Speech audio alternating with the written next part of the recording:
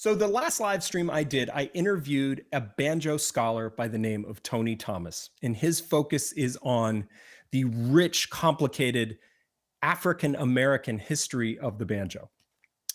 And it's an incredibly rich topic, and it deserves a lot of attention. So I really wanted it to go well. And I did one previous interview with Tony, and it was good, but I was struggling focusing on thinking of good questions and interacting with my community because the software was sort of like a wall between me and getting into the content. And then on a whim, on just blind luck, I was like, streaming software, God help me. I think that's literally what I typed into Google. Streaming software, God help me. And Ecamm came up.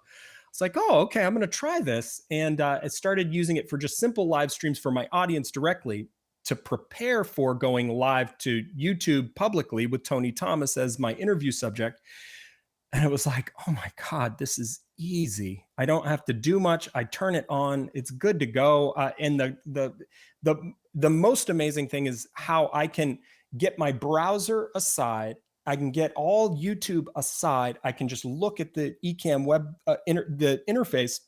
I can see my patrons and my fans typing comments. It's all there. I can move the comments to the thing. It was easy. It was amazing. It turned the wall into a window, which was yeah. I like live streaming now, which is weird for me. For me.